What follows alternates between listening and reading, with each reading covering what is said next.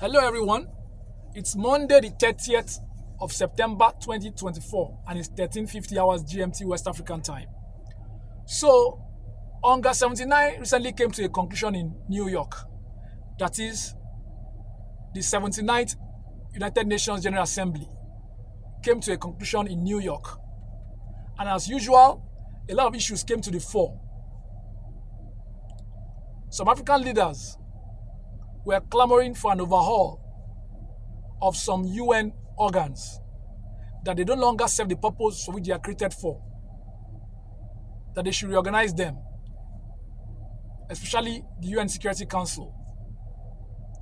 Which brings me to today's topic, Nigeria and Africa's quest for a permanent seat at the United Nations Security Council.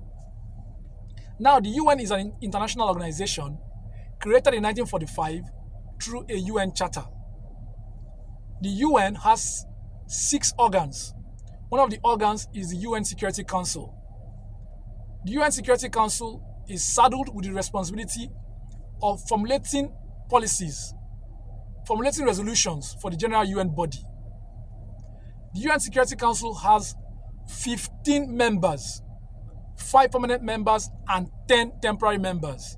The permanent members are the United States, United Kingdom, France, Russia, and China.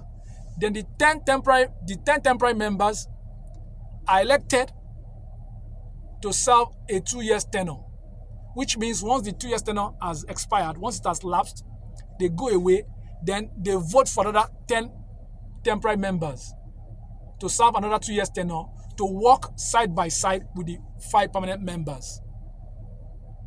That is how it works at a particular time. At every particular time. That's how it works. I hope you understand it now.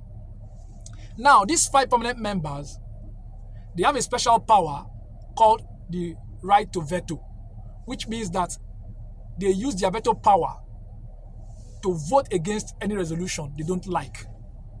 Let me create a better scenario for you. Let's say, for instance, a resolution was passed and one of the permanent members don't like that resolution.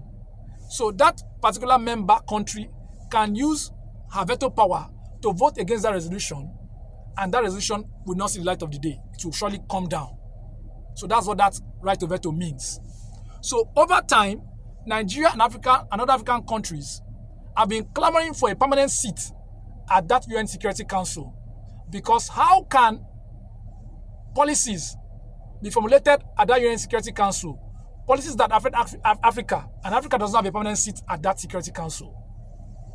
Now, 2 slots have come out for Africa to have a permanent seat at that Security Council.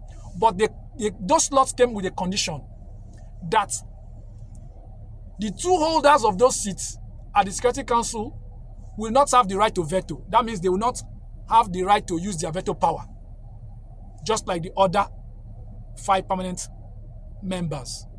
I just laugh at this kind of a thing, because I don't know what these Western countries or these 5 permanent members take Africans for. Of course, Africans rejected that particular idea. They said no, they must have the right to veto, to use their veto power.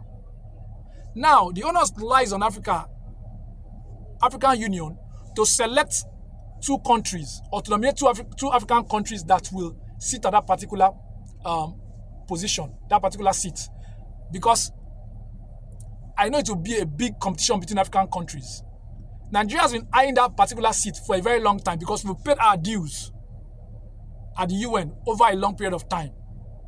We sent troops to peacekeeping operations around the world. We paid our dues. We are a big player at the UN level. Over time, we've paid our dues.